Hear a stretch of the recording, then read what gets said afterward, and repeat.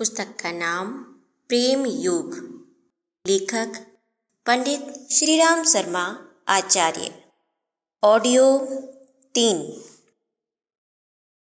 प्रेम प्रकृति को जीतने का वैज्ञानिक विधान है।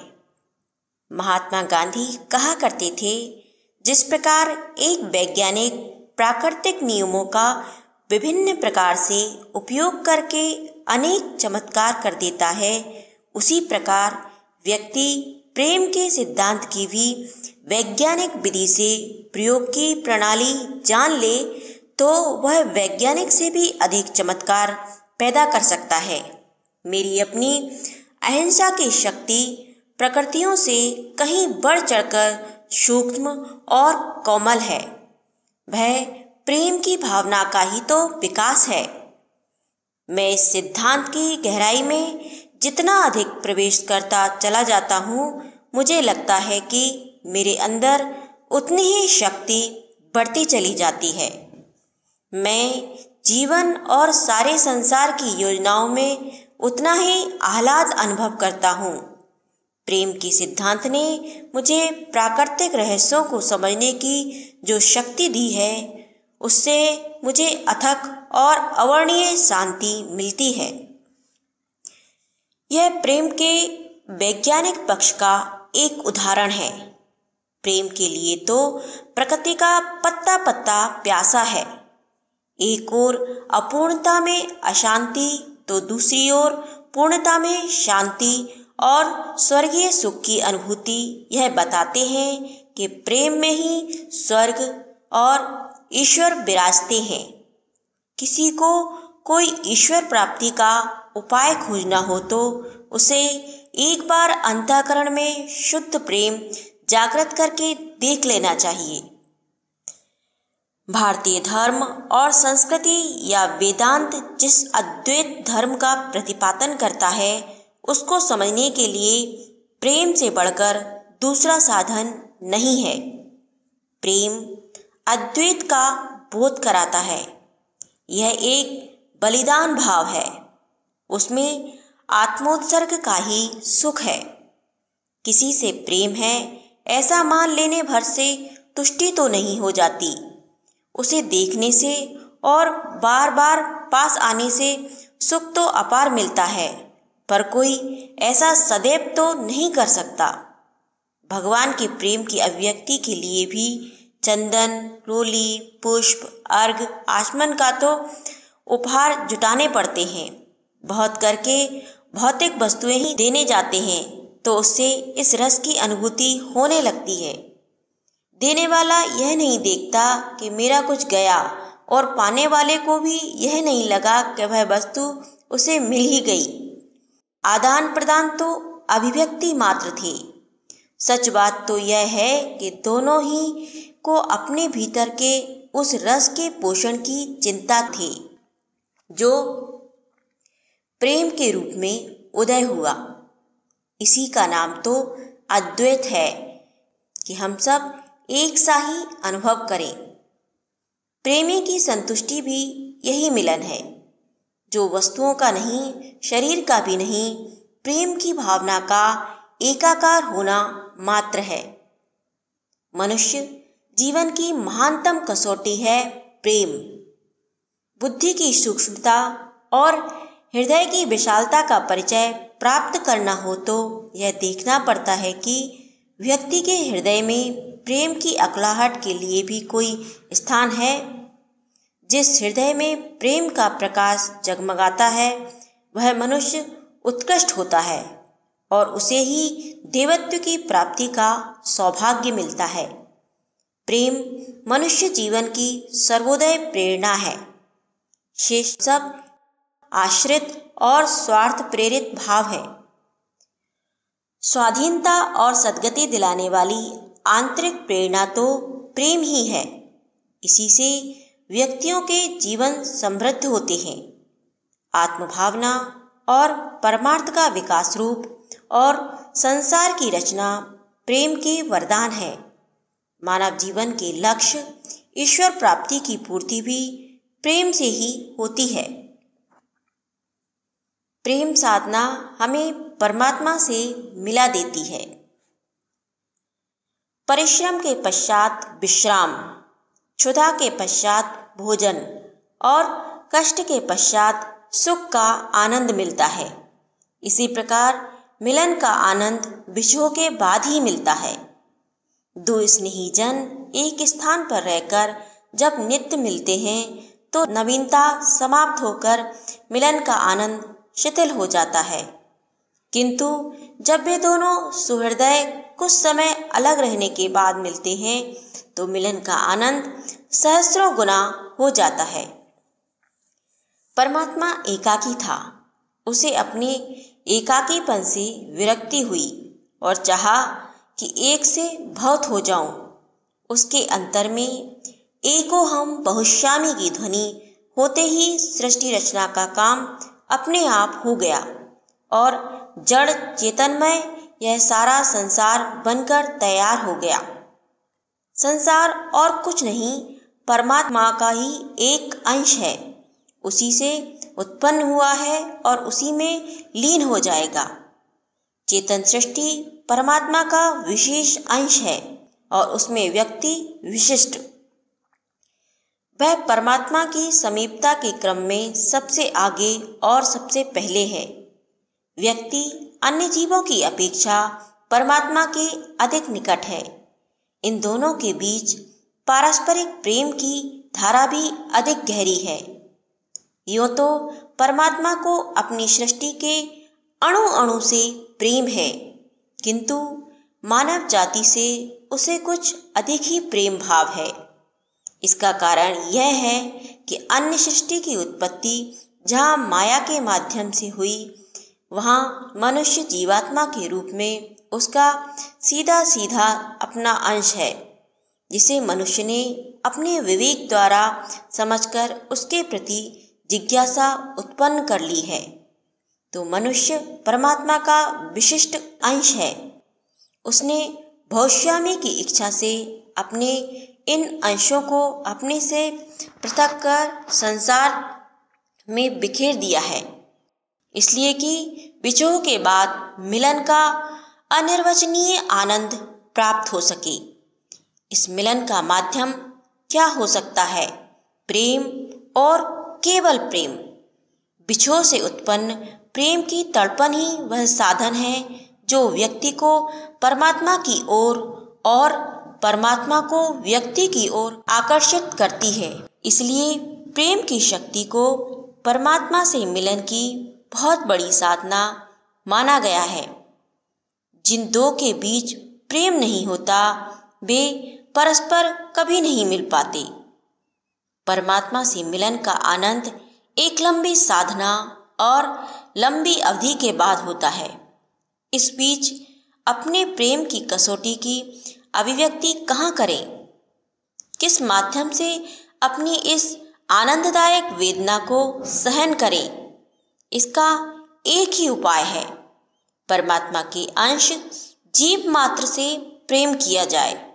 जिस प्रकार प्रियजन की वस्तुएं और उसके अनुबंध भी प्रिय होते हैं, विरही उनमें ही अपने प्रेमास्पद का प्रतिबिंब देखकर उसकी याद में संतोष कर लेता है।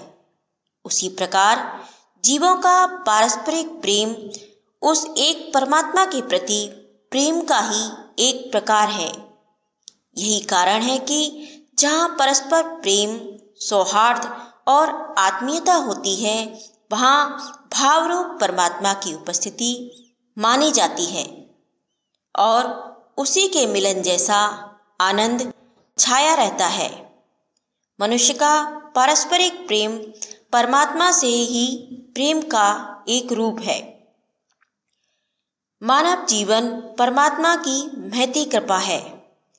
व्यक्ति और कुछ नहीं, परमात्मा का ही एक अंश है, जिसको परमात्मा ने स्वयं ही अपने से पृथक कर पुनर्मिलन के लिए निर्मित किया है।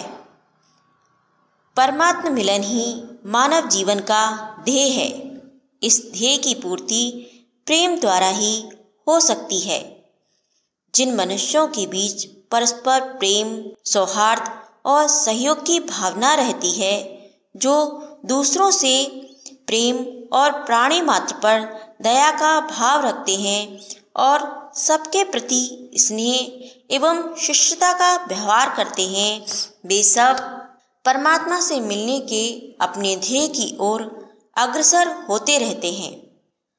परमात्मा से मिलन का उपाय साधना, उपासना तथा योग भी बतलाया गया है, किंतु यह उपाय भी तभी सफल होते हैं जब इनमें भी प्रेम की उपस्थिति, श्रद्धा, भक्ति, आस्था, विश्वास आदि किसी रूप में हो।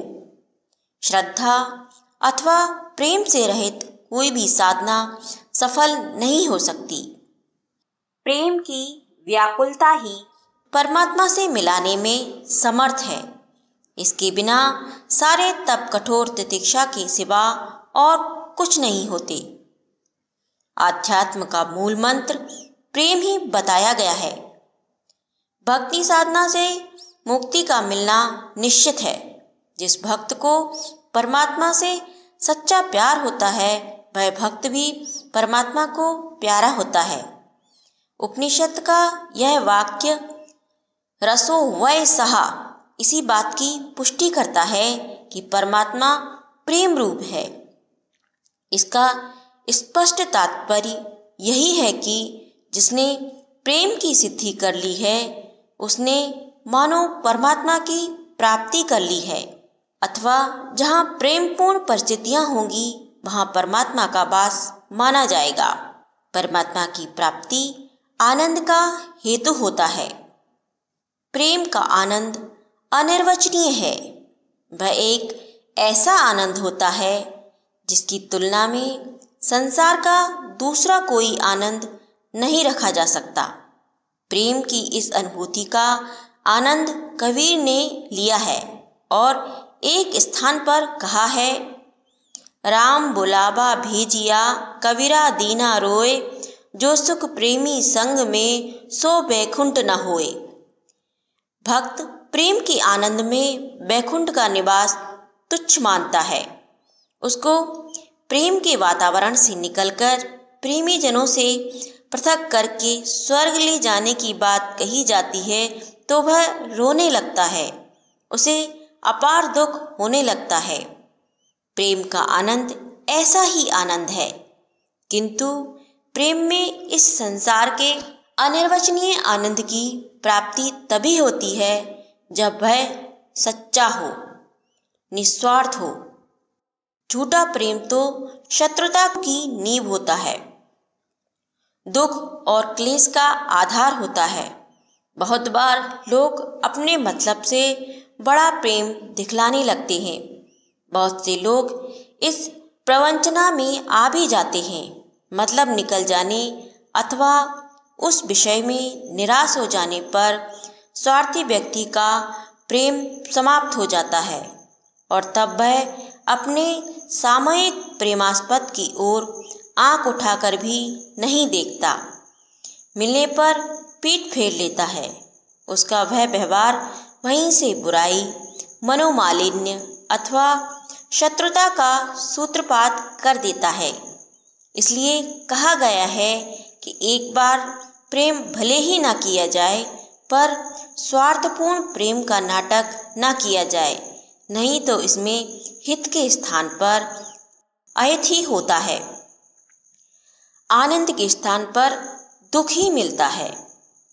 आनंद, संतोष, प्रफुल्लता और आत्मभाव आदि की दिव्य अनुभूतियाँ वहीं प्राप्त हो सकती हैं जहाँ निर्मल और निस्वार्थ प्रेम की पावन गंगा बहती है।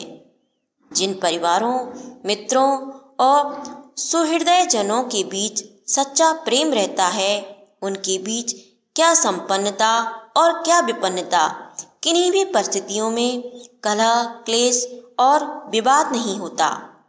उनका सारा जीवन एक स्निग्ध पुष्करणी की भांति आनंद की शीतलता और सरलता से भरा रहता है। यह आत्मभाव की एक महान उपलब्धि है।